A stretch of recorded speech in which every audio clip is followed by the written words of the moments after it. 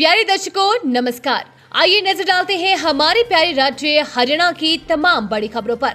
Video शुरू करने से पहले कमेंट बॉक्स में जय हिंद लिखकर हमें सपोर्ट करें। तो चलिए शुरू करते हैं। दिव्यांगों को सैनी सरकार का बड़ा तोहफा, अब रोडवेज बसों में मिलेगी फुल फ्री एंट्री, खत्म होगा यात्रा खर्च। प्रदेश के नायब सिंह सैनी सरकार ने दिव्यांगजनों के हित में एक बड़ा और सराहनीय फैसला लिया है। सरकार ने राज्य के दिव्यांग नागरिकों को हरियाणा रोडवेज की साधारण बसों में पूरी तरह मुफ्त यात्रा की सुविधा देने की घोषणा की है।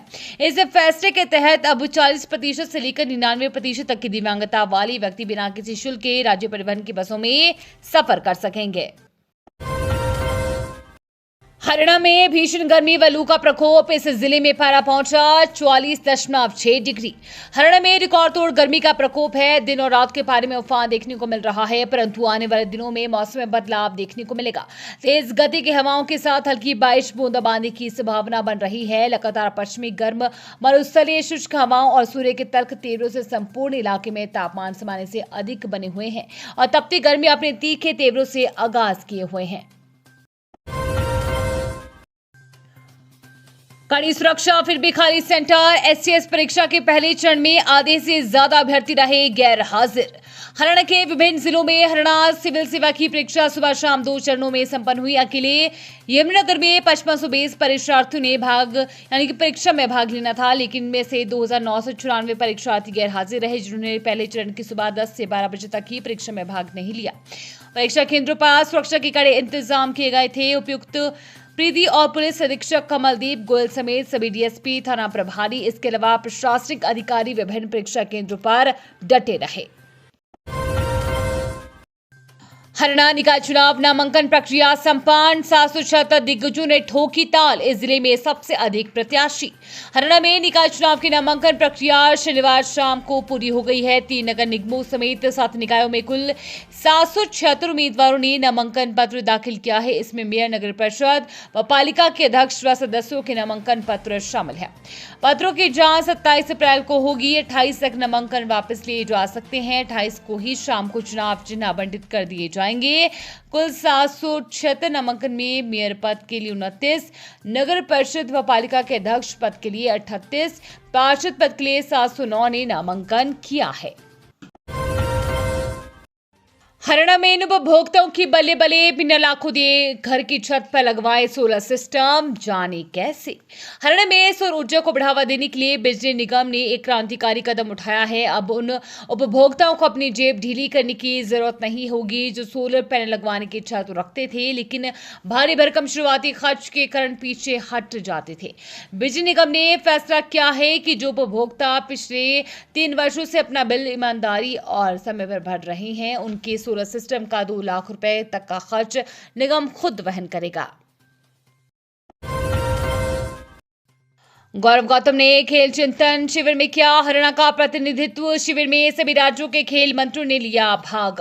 खेल मंत्रालय, केंद्र सरकार द्वारा खेलों पर आधारित 3 दिवसीय चिंतन शिविर का आयोजन कश्मीर घाटी के श्रीनगर में किया गया, जहां देश के सभी राज्यों और केंद्र शासित प्रदेशों के मंत्री और अधिकारी शामिल हुए। ये शिविर केंद्रीय खेल मंत्री श्री मनसुख मंडावी और राज्य मंत्री रक्षा खड़गे की अध्यक्षता में खेल मंत्रालय भारत सरकार द्वारा आयोजित किया गया।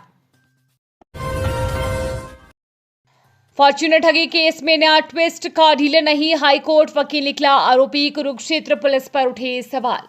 फॉर्च्यूनर का दिलाने के नाम पर 31 लाख रुपए की कथित ठगी के मामले में अब नया मोड़ सामने आया है। इस मामले में आरोपों के घेरे में आए रूपांकन शर्मा का काजिला नहीं बल्कि हाईकोर्ट के अधिवक्ता निकले हैं। हालांकि इस मामले में दर्ज हुई एफआईआर के बाद पंजाब केसरी द्वारा समाचार वेब पोर्टल पर प्रकाशित किया गया था। बता दें कि इस मामले में रूपांकन शर्मा ने अपने ऊपर लगे सभी आरोपों को सिरे से खारिज करते हुए खुद को इस पूरे प्रकरण और आरोपी नहीं बल्कि पीड़ित बताया है। हरियाणा के 10 शहरों में बढ़ेगी रफ्तार, मई के अंत तक आएगी 90 नई इलेक्ट्रिकल बसें, जून से बढ़ेगा कुनबा। मई में प्रदेश के 10 शहरों में सिटी बसों की संख्या बढ़ जाएगी। मई के आखिर तक 90 इलेक्ट्रिकल बसें संबंधित शहरों में पहुंचेगी। अभी तक प्रदेश में 65 सिटी बसों का संचालन हो रहा है। उम्मीद है कि जून के पहले सप्ताह तक सिटी बसों की संख्या बढ़कर 155 तक हो जाएगी। हरियाणा विधानसभा विशेष सत्र आज 18,000 ग्रुप डी कर्मचारियों की चमकेगी किस्मत। हरियाणा के नायब सिंह सैनी सरकार ने चुनावी साल की आहट के बीच कर्मचारियों को एक बड़ा तोहफा देने की तैयारी पूरी कर ली है। सोमवार 27 अप्रैल यानी कि आज विधानसभा का एक दिवसीय विशेष सत्र बुलाया गया है, जिसका केंद्र बिंदु प्रदेश के करीब 18,000 ग्रुप डी कर्मचारियों की बहुप्रतीक्षित पदोन्नति है। आज सुबह 11 बजे जैसे ही सदन की घंटी बजेगी, सरकार हरियाणा क्लरिकल सर्विसेज बिल 2026 पटल पर रखेगी। 30,000 में बेटा बेटी का फैसला। करनाल में भ्रूण जांच गिरोह का पर्दाफाश, आरोपी गिरफ्तार। करनाल की मंगल कॉलोनी पार्ट 2 में उस समय हड़कंप मच गया जब पानीपत और करनाल स्वास्थ्य विभाग की टीम की संयुक्त रेड मारी। इस दौरान भ्रूण लिंग जांच करने वाले व्यक्ति को स्वास्थ्य विभाग की टीमों ने जांच करते हुए काबू कर लिया है।